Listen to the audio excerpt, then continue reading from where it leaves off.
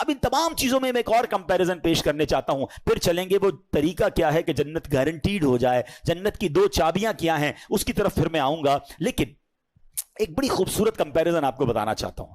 دنیا میں ہمیں کچھ چیزوں سے روکا گیا ہے، ٹھیک ہے نا. مرد کو کہا ہے زیور نہیں پہننے، مرد کو زیور الاؤ نہیں ہے، سونے کے چاندی کے زیور، ایک انگوٹھی اور اس کی تفصیل ہے، اس کے علاوہ کچھ بھی نہیں پہن سکتا. اوکے. مرد کو کہا گیا ہے حرام مت کمانا، حرام روزی کے قریب مت جانا، اور اس کے ذریعے بے شک تمہیں اچھے کپڑے نہ مل سکیں، بے شک بڑی رہائش نہ مل سکے، حرام عورت کے قریب مت جانا، بدکاری کے قریب مت جانا. ٹھیک ہے، ان چیزوں سے روکا گیا، شراب پینے سے روکا گیا. آپ مزے کی بات دیکھیں، مجھے اور آپ کو دنیا میں جس چیز سے روکا گیا نا، اس کا بہترین آلٹرنیٹ جنت میں رب نے تیار کر رکھا ہے. شراب سے روکا، یہ گندی شراب نہ پیو، یہ جہنم میں لے جائے گی. صبر کر لو، اللہ نے جنتیوں کے لیے پاکیزہ شراب تیار کر رکھی ہے. بے پردہ، بے حیا اور تمہاری غیر محرم عورتوں کے قریب بھی مت جاؤ. صبر کر لو، اللہ نے جنت میں حوریں تیار کر رکھی ہیں. حرام روزی کما کر مہنگے کھانے کے پیچھے مت بھاگو، صبر کر لو، اللہ نے تمہارے لیے پاکیزہ جنتی کھانے تیار کر رکھے ہیں. تمہیں شاندار گھر یہاں نہیں بنا سکے، کوئی بات نہیں، صبر کرو، مت مایوس ہو، صبر کر لو، اللہ نے جنت میں تمہارے لیے شاندار محل، ارے کون سا دنیا کا محل ہے جس کی ایک اینٹ سونے کی اور دوسری اینٹ چاندی کی ہے، اللہ نے وہ تیار کر رکھی ہے. مردوں سے کہا زیور مت پہننا، دل چاہتا ہے کچھ لوگوں کا، کوئی پتہ نہیں بریسلیٹ پہنتا ہے، کوئی چینیں پہنتا ہے، مت پہنو بھائی، ادھر تھوڑی دیر کی زندگی ہے، اب جانے والے ہیں.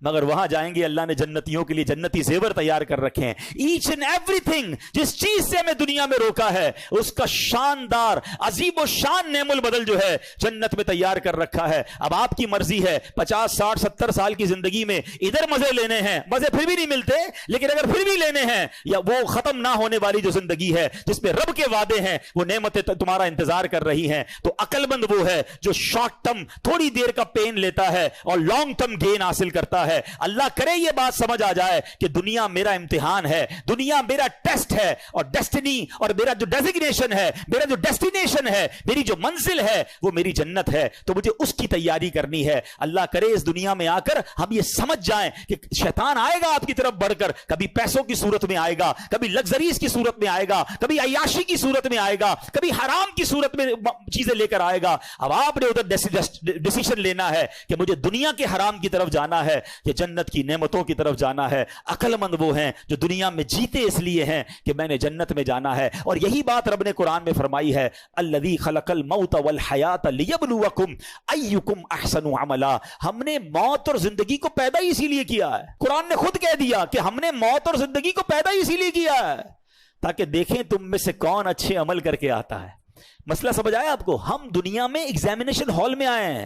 It is actually over examination hall. آپ کہیں یار 60 سال کا ایگزام، 70 سال کا ایگزام. ہاں بھائی، دنیا میں 2-3 گھنٹے کا امتحان ہوتا ہے تو ایک کلاس آپ فارورڈ ہوتے ہیں نا، ٹھیک ہے. یہ 60-70 سال کا ایگزام ہے، جتنی زندگی اتنا ایگزام ہے، مگر اس کا انعام بہت بڑا ہے جس کی کوئی ایکسپائری ڈیٹ ہی نہیں ہے. تو اللہ کرے یہ بات سمجھ آ جائے. کبھی دیکھا ایگزامینیشن ہال میں کوئی سو رہا ہو، ایگزامینیشن ہال میں جائے اور دوسرے کاموں میں لگ جائے؟ وہ فوکس رکھتا ہے اپنے پیپر کو حل کرنے میں. تو میں اور آپ دنیا میں اس ایگزام کو دینے آئے ہیں، پاس ہو کر جانا ہے، فیل ہو کر نہیں جانا ہے. اب آتے ہیں، یہ کچھ باتیں ہو گئی جنت کی، اور یقین کریں بہت ڈیٹیل ہے، مزید انشاءاللہ کبھی موقع ملا تو اس پر بات کریں گے. اب آتے ہیں کہ what is the way to get جنہ. کوئی گارنٹی، کوئی طریقہ کہ ہمیں پتہ چل جائے ہمیں جنت ملے؟ اللہ اکبر. میرے آقا علیہ الصلوۃ والسلام ہیں، انہوں نے ایک حدیث کے ذریعے گارنٹی دے دی. ہاں، یہ بہت کم حدیث ہیں اس طرح کی اس میں اللہ کے نبی نے گارنٹی دی ہے کہ تم میں سے جو مجھے 2 چیزوں کی گارنٹی دے دے میں اسے جنت کی گارنٹی دیتا ہوں. only 2 things. کوئی بہت لمبی لسٹ نہیں ہے. حدیث کیا ہے؟ بخاری شریف کی حدیث ہے، جو مجھے دونوں جبڑوں اور دونوں ٹانگوں کے درمیان والی چیز کی حفاظت کی ضمانت دے میں اسے جنت کی ضمانت دیتا ہوں. That's it. کیا فرما دیا؟ اب اس کا مطلب کیا ہے؟ اس کی شرح میں علماء نے لکھا کہ 2 جبڑوں کے درمیان کیا ہے؟ زبان. اور 2 ٹانگوں کے درمیان کیا ہے؟ پرائیویٹ پارٹ، شرمگاہ. جو مجھے اپنی شرمگاہ کی ضمانت دے دے کہ حفاظت کرے گا اس کی، اور اپنی زبان کی حفاظت کی مجھے گارنٹی دے، میں اسے جنت کی ضمانت دیتا ہوں. تو اس کا ایک اور دوسرا مطلب یہ بنتا ہے کہ اٹس ناٹ دیٹ ایزی. یہ دونوں چیزوں کو سیکیور کرنا اتنا آسان بھی نہیں ہے. جنت مل رہی ہے نا اس کے بدلے، تو اب سمجھ لیں مقابلہ ہے اس کا ہمارا کہ ہم نے ایٹ اینی کاسٹ ان 2 چیزوں کو غلط استعمال نہیں ہونے دینا. ٹھیک ہے. اچھا اب یہ جو زبان ہے یہ اتنی خطرناک چیز ہے اور یہ اتنی پیاری چیز بھی ہے. یہ دونوں چیزیں یاد رکھیے گا. زبان نعمت بہت بڑی ہے, مل کر کہیے سبحان اللہ, الحمدللہ, اللہ اکبر. 1 منٹ بھی نہیں گزرا اور آپ اور میں نے پتہ کیا کما لیا, بیٹھے بیٹھے ہمارا پسینہ بھی نہیں نکلا, کیلوریز بھی برن نہیں ہوئی, کھڑے بھی نہیں ہوئے. میرے نبی علیہ الصلوۃ والسلام کے سچے وعدے ہیں, جو ایک بار سبحان اللہ کہے اس کے لیے جنت میں درخت لگ جاتا ہے, الحمدللہ کہے جنت میں درخت لگ جاتا ہے, اللہ اکبر کہے جنت میں درخت لگ جاتا ہے. ذرا کہیے لا الہ الا اللہ. آقا فرماتے یہ افضل الذکر ہے لا الہ الا اللہ, سب سے افضل ذکر لا الہ الا اللہ. یعنی اتنے کمال کی نعمت ہے, اگر اس کی نعمت کو سمجھیں یہ زبان جنت میں لے جا سکتی ہے, مگر یہی زبان ٹیڑھی چل گئی تو یہ برباد کر سکتی ہے. ٹھیک ہے, پہلے اس کی سیویریٹی سمجھاتا ہوں, امپورٹنس آف ٹنگ سمجھیے گا. ایک شخص 70 سال تک کفر پر زندگی گزارے, کفر کے اندھیرے میں رہے, ایک بار صدقے دل سے کلمہ پڑھ لے وہ کیا ہو جائے گا, مسلمان ہو گیا. کلمہ پڑھا, زبان سے پڑھا نا, ٹھیک ہے, وہ الگ تفصیل ہے کہ جس کی زبان ہی نہ ہو, گونگا ہو, وہ بھی کلمہ پڑھ سکتا ہے, وہ بھی اقرار کر سکتا ہے, لیکن زبان کی اہمیت سمجھا رہا ہوں. پچھلے سارے گناہ معاف ہو جائیں گے اس کے. اور اگر کوئی شخص 40 50 60 70 سال تک مسلمان رہے, نمازیں بھی پڑھے, روزے بھی رکھے, حج بھی کرے, صدقے بھی دے, اور اسی زبان سے ایک بار کفریہ کلمہ کہہ دے, کوئی ایسی گستاخی ہو جائے جو التزام کفر تک پہنچ جائے, تو اس کی ساری عبادتیں ختم, نل اینڈ وائڈ.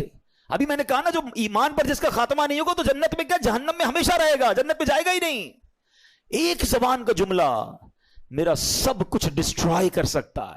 حدیث سنیے, ترمذی کی حدیث, سیدنا بلال بن حارث رضی اللہ تعالیٰ سے مروی ہے کہ رسول اللہ صلی اللہ تعالیٰ علیہ وسلم نے فرمایا کہ بندہ زبان سے بھلائی کا ایک کلمہ نکالتا ہے, only one sentence, حالانکہ وہ اس کی قدر و قیمت نہیں جانتا, اس کو پتہ بھی نہیں ہوتا, تو اس کے باعث اللہ عز و جل قیامت تک اس کے لیے اپنی رضامندی لکھ دیتا ہے. یعنی ایسا جملہ نکل جاتا ہے اس سے, اسے پتہ بھی نہیں ہے, اللہ نے قیامت تک کر لیے اپنی رضامندی لکھ دی. اور اگلا پارٹ کیا, اور بے شک ایک بندہ اپنی زبان سے برا کلمہ نکالتا ہے اور وہ اس کی حقیقت نہیں جانتا, اللہ عز و جل اس کی بنا پر اس کے لیے اپنی قیامت تک کے لیے ناراضگی لکھ دیتا ہے. ون سینٹنس تمہیں جنت میں لے جا سکتا ہے, ایک جملہ, اللہ ناراض ہو گیا تو وہی جہنم میں لے جانے کے لیے کافی ہے. Try to understand the importance of your tongue. نبی پاک علیہ الصلوۃ والسلام سے ایک بار کسی صحابی نے پوچھا کہ مجھے ایسا عمل بتا دیں کہ میں اپنے اوپر لازم کر لوں. پیارے آقا نے اپنی زبان کی طرف اشارہ کر کے فرمایا کہ اس پر قابو پا لو. اللہ اکبر. اور پھر ایک بار ایک صحابی کہتے ہیں آپ مجھ پر سب سے زیادہ کس چیز کا خوف کھاتے ہیں, تو اللہ کے حبیب علیہ الصلوۃ والسلام نے اپنی زبان کی طرف اشارہ کر کے فرمایا اس کا. ہمیں تو فکر ہی نہیں ہے, جو منہ میں آیا بول دیا. حالانکہ آپ ذرا غور کریں نا, اس زبان کی حفاظت کے لیے 32 پہرے دار ہیں, 32 دانت ہیں, پھر زبان پیچھے رکھی گئی ہے, لیکن جب یہ چلتی ہے نا تو 32 پہرے داروں کا پہرا توڑ کر وہ کچھ کر جاتی ہے, گناہوں کی انبار لگا دیتی ہے, لوگوں کے دل توڑ دیتی ہے, میں احساس ہی نہیں ہوتا. وہ پہلے جملہ آپ نے سنا ہوگا نا, پہلے تولو بعد میں بولو. پہلے مومن جو ہوتا ہے نا, بڑی پیاری بات علماء نے کہی کہ مومن کی زبان دل کے پیچھے ہوتی ہے, پہلے وہ دل سے سوچتا ہے پھر بولتا ہے, اور جو منافق ہوتا ہے نا اس کی زبان آگے ہوتی ہے, بول کے پچھتا رہا ہوتا ہے, یار نہیں بولنا چاہیے تھا, یہ میں نے کیا کر دیا. ہم میں سے کئی ایسے ہوں گے جو بول کے کئی بار پچھتائے ہوں گے, چپ رہ کر بندہ نہیں پچھتاتا ہے. تو سوچیے ہم کیا بول رہے ہیں, میری یہ بات کہیں اللہ کی ناراضگی کا سبب تو نہیں بنے گی. میں اگر اس ایک حدیث کو سمجھنے کی کوشش کریں نا کہ ایک جملہ جنت میں جانے کا سبب بن سکتا ہے, ایک جملہ جہنم میں جانے کا سبب بن سکتا ہے, تو مجھے بتائیں کہ جو روز اچھی باتیں کر رہا ہے, قرآن پڑھ رہا ہے, حدیث پڑھ رہا ہے, درود پڑھ رہا ہے, بیان کر رہا ہے, بیان سن رہا ہے, اچھی باتیں کر رہا ہے, لوگوں کو پیار سے گفتگو کر رہا ہے, دل جوئی کر رہا ہے, تو کتنا زیادہ چانس ہے کہ اس کی روٹین میں چونکہ اچھی باتیں ہیں, زبان سے اللہ رسول کا ذکر ہے, تو انشاءاللہ کوئی نہ کوئی جملہ ایسا نکل ہی جائے گا میرے رب کی رحمت سے کہ اس کی بخشش کا سامان بن جائے گا. اور جو پورا دن بری باتیں کر رہا ہے, دوستوں کے ساتھ بیٹھتا ہے تو گالیاں دیتا ہے, کاروبار کرتا ہے تو جھوٹ بولتا ہے, کبھی کسی کو ڈانٹ رہا ہے, کبھی کسی کو جھاڑ رہا ہے, کبھی کسی کا دل توڑ رہا ہے, زبان چلی جا رہی ہے, تو کتنا سیویئر چانس ہے, کتنا ڈینجرس چانس ہے کہ اس کی زبان سے کوئی ایسا جملہ نکل سکتا ہے جو قیامت تک کے لیے اللہ کی ناراضی کا سبب بن سکتا ہے. تو زبان ایمان بھی دلا سکتی ہے، زبان ایمان سے خارج بھی کر سکتی ہے۔